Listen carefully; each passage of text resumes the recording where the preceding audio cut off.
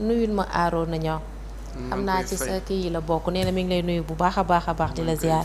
alors dañuy jël rek vol ñu voyager tuuti. ñu jël avion fi may njëkkee du sori torop Niger lañ jëm. alors démb ci talaata ji yamoo ko ñaar fukki fan ak ñeent ci weeru février gouvernement bu Sierra Leone dafa accusé rek ci benn communiqué ni armée guinéenne bi nag dañu franchir li nga xamante ni moom moo di frontière bi pour rek teg loxo ay soldats ak i policiers Sierra Leone que yi tamit ñu rek occupé woon doon rek tabax ay briques ak di construire benn poste frontière boo xamante ni nag centre d'hébergement à Kaleyéré ci ville située dans la chefferie de Soulima district de Falaba nord-est du pays fee yi nag déroulé altine bi ñu génn yem ak ñaar fukki fan ak ñett ci weeru février soldats yeeg policiers sierra-léonais yi nag ñu arrêté ñoom tamit daal nañ leen transporté ci beneen côté frontière bu guinéenne bi naka noonu yi tamit ci ab communiqué ñu daal di koy rek fësal ci wàll woowu daal nañu rek ñëw di leeral armée guinéenne bi di indexé réagir par rapport ci même journée bi nga xamante ni def nañu boobule communiqué ci document bi ñuy expliquer li waral rek ñu daal di teg loxo soldat sierra-léonais yi nga xamante ni nee na ñoom dañu commencé woon di franchir di aventurer wu ci li nga xamante ni moom moo di sol guinéen état-major général bu armée bi nag di informer opinion nationale et internationale que dimanche 22 février 2026 ci ay quelques dizaines de mètres rek de militaires sierra-léonais yu nga xamante ni dañoo yoroon ay armes dañu dugg sans autorisation ci biir territoire guinéen bi et que yi tamit ci district Koudaya sous préfecture de Sandénia préfecture de Farana loolee nag ay dëkk la yu nekk foofee ca Guinée nee na nag ci endroit boobu situé à 1,4 kilomètres ci ligne frontière bi frontalière bi nag nee nañu daal di installé rek benn tente la ñu installé daal di yëkkati li nga xamante ni moom moo di seen drapeau national loolu nag la ñu expliqué patron des armées guinéennes bi nag mooy le général Ibrahima Sori Bangoura force armée de Guinée bi nag ñoom nag réussir daal di interpeller lu toll ci fukk ak juróom benn yu tonn ci ñoom naka noonu ñu daal di saisir seen matériel ya ñu yoroon militaires yi nag ñu interpeller leen ainsi que objet yi nga xamante ni daal dinañu ko rek jël ñu daal di koy teg ci police judiciaire bu Guinée ñu daal di fas yéene amal ab enquête loolu nag ñu fësal nañ ko ci li nga xamante ni moom moo di boobule communiqué de toute évidence nag daal nañu yi tamit wax présence su discours yi nga xamante ni moom général état major boobu nag daal na koy wedde ba mu set ci kàddu yi nga xamante ni wala communiqué bu waa Sierra Leone rek daal di def mu jàpp ni Sierra Leone dañu nekk rek di def ay faits yoo xamante ni wala di produire foofee ca Kaleyéré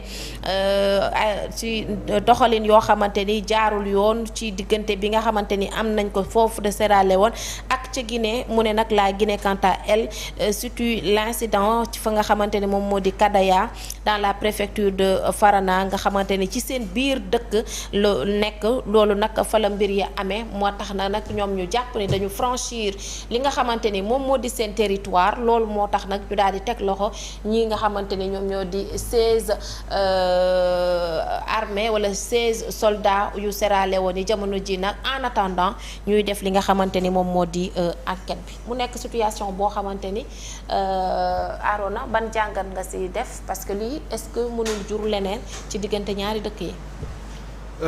Bon mu nekk actualité bu bees ah. waaw man je viens d'être informé tout à l'heure nii sax bu ñu toogee. je crois que je l'ai bien libellé j'ai bien donné l'information. bon yaa ma ko jox tu as compris ah. waaw j'ai compris. waaw yaa ma ko jox. li ma ci mën a fàttali wala li ma ci mën a intervenir mooy. yàgg na am ay tension zone boobu noonu boo xoolee mooy la zone des Malinké si je me rappelle bien de ma carte de la carte africaine il y a Farana il y a Kindia un peu à l'ouest il y a Mamou un peu mais il y a aussi Kanka fan la nekk Kanka fan la nekk ci biir Guinée waaw avant Farana d'accord Farana ci biir Guinée la loolu lañ doon wax sànq ni fa lañ tege ñi loxo. ñoo am frontière tuuti ak Sierra Leone. waaw Sierra Leone mu nekk benn enclave bu ndaw bu diggante Guinée ak Libéria. d'accord. en fait Guinée da ko séex en quelque sorte da ko séex benn poche rek la ko bàyyil mu am océan Atlantique bi ak beneen poche bu ndaw ak Libéria. ok donc mu nekk zone bu riche aussi. Sierra Leone. waaw. wala ci zone bi boobu bi ñoo ñu nekk bokk golfe noonu. de Guinée boobu noonu. mu bëri fer c'est une zone ferreuse. lépp looy tourner autour de fer de l'or de l'aluminium de nickel. surtout le projet Soumandu bu président guinéen bi Mamadi Doumbouya lancé.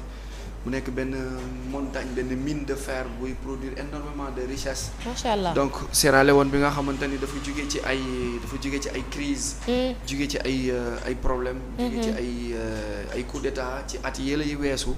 ñu nekkoon ci ay situation yu délicat donc du coup bu fekkee dañoo sentir ni y a une portion de l'armée sierra-léonaise bu nu détecté ci côté boobu noonu. ci sud du Guinée bi wala ci partie centre Guinée boobu noonu. man dama jàpp ni c'est des enjeux économiques parce que comme cette zone est économiquement riche. trop riche même donc mën na nekk lu nga xamante ni peut-être yàgg na ci armée africaine yi day am ay portions yu nga xamante ni entre guillemets c'est des j'aime pas utiliser le mot. mais dañuy nekk ñu xaw a dëng. dañuy bàyyi dans des moments d'inattention obscure de trouble ñu dugg dans les frontières pour jéem a récupérer soit le bois soit le fer soit l'or soit attaquer ay quelques zones mines parce que pour jël delluwaat seen base yi parce que c'est des pays excessivement pauvres. et que actuellement la Guinée a commencé à exploiter une partie de sa richesse. donc il y a un peu de revenus. et des choses qui bougent des capitaux qui bougent. peut-être c'est mën na nekk luy manifester moo tax ma ni peut-être mën na nekk luy manifester tension yooyu entre ñoom ñaar. on a vu li nga xamante ni moom moo di ci communiqué bi état-major bi parce que ñoom dañu gaawtu daal def communiqué waa Sierra Leone pour wax ni ñii dañoo téye seen ay soldats ñoom nag ñu jàpp ni dañoo dugg ci biir Guinée ba pare di flotter li nga xamante ni moom moo di seen drapeau comme ni nga wax rek dafa am benn portion boobu dañ ko jege. bu ñu ko franchir rek dañuy dugg carrément ci zone bu Guinée quand même. oui c'est des tensions qui manquent pas dans les pays c'est des tensions qui manquent pas dans les pays am na existé entre le Sénégal ak Mali ak Mali ak Mauritanie. Mauritanie existé na aussi Casamance ak Guinée-Bissau. donc mënut a ñàkk dans les pays ci zone frontalière surtout bu dee zone bu am richesse existé entre Inde ak Pakistan c'est des zones yu nga xamante ni diggante Farana. Kanka ak maamu côté boobu noonu bi nga xamante ni sorewul Sierra Leone mu nekk en plus la région des Malinké et des Mandeng ñoom ñëpp ba ci Sierra Leone yi ñu ci bari c'est des Mandeng aussi c'est des Malinké c'est le même peuple Soso Susu Mandeng Malinké ñoo dëkkee entre Farana ñoo dëkkee entre Kanka ñoo dëkk aussi vers Sierra Leone donc voilà mënut a ñàkk des tensions am nappante pour xool la situation fu muy mujj pour le moment noonu xool fu situation di mujjee li naan fu wanante di mujjee ki ay gëtam. d'accord en attendant. d'accord alors dañuy pousse tuuti rek daal di dem fa nga xamante ni moom moo di ca Niger daal di wax benn équipe travaillant xam naa ne. information bi daf may retaan parce que on va parler des dinosaures sunu dinosaures yi alors benn équipe de chercheurs travaillant dans le désert bu Safara foofee ca Niger ñoom nag dañu annoncé ni dañu découvrir de fossiles appartenant benn nouvelle espèce du célèbre dinosaure Spinosaurus. Spinosaurus.